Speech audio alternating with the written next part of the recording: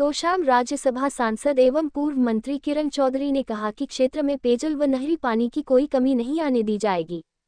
नहरी पानी का सामान बंटवारा कर क्षेत्र की सभी नहरों में टेल तक पानी पहुंचाया जाएगा। प्रत्येक गांव में बिजली, पानी आदि मूलभूत सुविधाएं उपलब्ध करवाई जाएंगी। उन्होंने कहा कि किसान को बिजाई के समय डीएपी खाद की कोई कमी नहीं रहने दी जाएगी। विकास कार्यों के लिए धन की कमी आड़े नहीं आने दी जाएगी। राज्यसभा सांसद किरण चौधरी मंगलवार गांव राजपुरा खरकड़ी, बापोड़ा बैरन, ढानी बैरन, दामकला व खुर्द, सागवान व अलगपुरा गांव में ग्रामीण जनसभाओं संबोधित कर रही थी। उन्होंने कहा कि गांव में बिजली व पानी की कोई समस्या नहीं रहने दी जाएगी।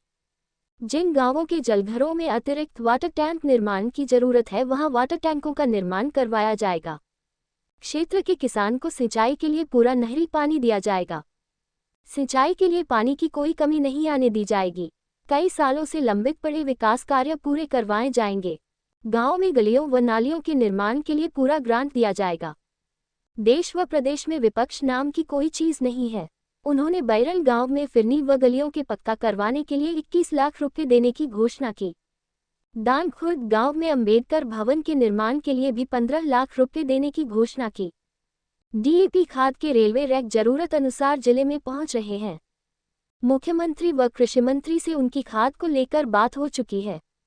राज्यसभा सांसद ने कहा कि भाजपा की केंद्र और प्रदेश सरकार ने भी अंत्योदय की भावना से प्रत्येक वर्ग की भलाई के लिए कार्य किया है। बिना भेदभाव के हर क्षेत्र के विकास के लिए कार्य किया। पारदर्शिता के साथ बिन खर्ची और पर्ची के योग्यता के आधार पर युवाओं को नौकरियां दी गई है। इससे गरीब परिवारों के घरों में खुशहाली आई है। इसी की बदौलत से प्रदेश में स्पष्ट बहुमत तीसरी बार बीजेपी की सरकार बनी है। उन्होंने कहा कि प्रधानमंत्री नरेंद्र मोदी के विकसित भारत के सपने को साकार करना है। उन्होंने कहा कि सरकार की गरीब कल्याण व प्रत्येक वर्ग के हित में लागू की गई योजनाओं से जरूरतमंद लोगों फायदा मिला है। गरीब व किसानों के परिवारों में खुशहाली आई है। उन्होंने चौधरी बंसीलाल और चौधरी सुरेंद्र सिंह के रेतीले टीबों को हरियाली के सपने को साकार करना है। हमें मिलजुल आपसी सहयोग से विकास कार्य करवाने हैं। विकास कार्यों की कोई कमी नहीं रहने दी जाएगी। उन्होंने कहा कि मुख्यमंत्री नायब सिंह सैनी की नीतियों को आगे बढ़ाना है। विधानसभा चुनाव में सबका सहयोग, इसके लिए धन्यवाद करती हूँ। उसके लिए मैं हमेशा हमेशा आभारी रहूंगी। क्षेत्र के हर गांव, हर ढाणी और हर बिरादरी के विकास कार्य करवाए जाएंगे। उन्होंने कहा कि तोशाम क्षेत्र मेरी कर्मभूमि है। यह विधानसभा क्षेत्र मेरा परिवार है।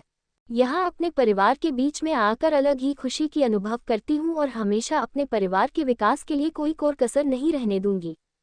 प्राथमिकता से विकास कार्य करवाऊंगी। उन्होंने कहा कि बिजली, पानी, ग्रामीण विकास आदि की कोई कमी नहीं रहने दी जाएगी। भाजपा लोकतांत्रिक पार्टी है, प्रत्येक वर्ग की भलाई के लिए कार्य कर रही है।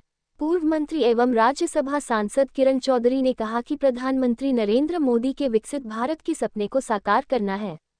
उन्होंने कहा कि देश का नेतृत्व सशक्त है। प्रधानमंत्री ने विश्व में भारत की साख बढ़ाई है। चौधरी सुरेंद्र सिंह और चौधरी बंसीलाल की सोच के विकास कार्यों के सपने को साकार करना है।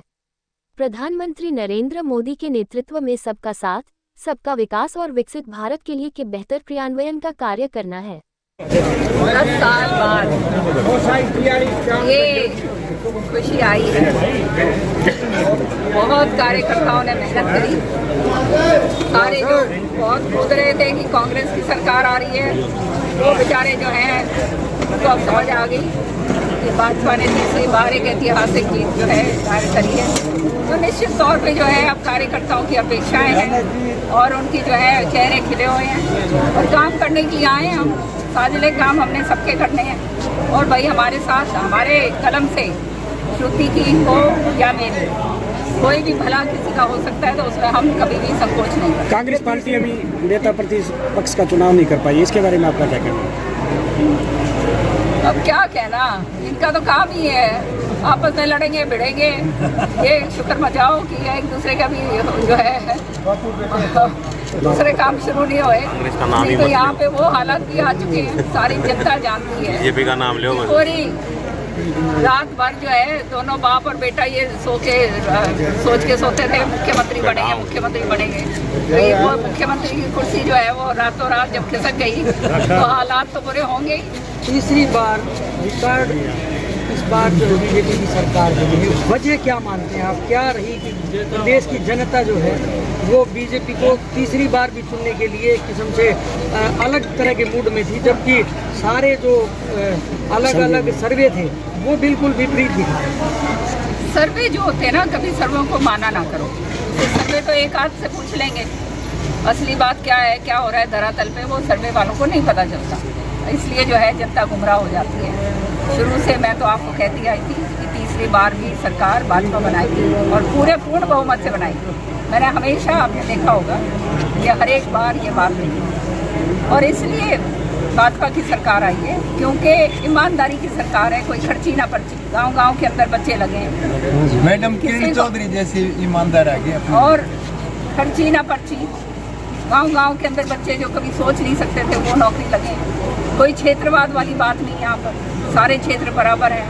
मुख्यमंत्री जी जो है सबका बराबर का जो है हिस्सा देंगे और ऐसा मुख्यमंत्री मिला है जो है कहते हैं सबसे मिलनसार हैं, सारा काम अपना करते हैं। उसके साथ साथ कोई भ्रष्टाचारी वाली बात नहीं है। नहीं तो ये कांग्रेस के तो ये नेता जो हैं, जो सो कॉल्ड नेता हैं, अपने आप को मानते हैं, उनके ऊपर तो इतने बड़े बड़े आरोप लगे हुए हैं भ्रष्टाचार के। कोई जेल जा रहा है, कोई जेल से छूट के आ रहा है, किसी की जो है केस चल रहे हैं। तो यही काम सारा का सारा इन्होंने करा। क्षेत्रवाद इतना ज़बरदस्त करा कि जिसका नतीजा ये हुआ कि लोग समझ गए और चुनाव के टाइम जो इनके लोग जो लड़ रहे थे इलेक्शन, जो प्रत्याशी थे, उन्होंने खुलेआम ये बात कही कि पहले तो अपना घर भरेंगे, फिर रिश्तेदारों का भरेंगे, फिर भाई तीसरे का देखी जाएगी। तो फिर लोगों के समझ आ गई कि भाई ये तो अपना घर भरण का तरह है, समझ रहे हो ना। तो भाई इसलिए तो इन्हें पार करो।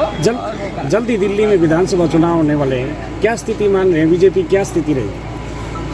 देखो, दिल्ली के अंदर भी सरकार बीजेपी बनाएगी, पूर्ण बहुमत से बनाएगी। दिल्ली की राजनीति में मैं तो बहुत साल सक्रिय, 15 साल सक्रिय रही हूँ वहाँ पर।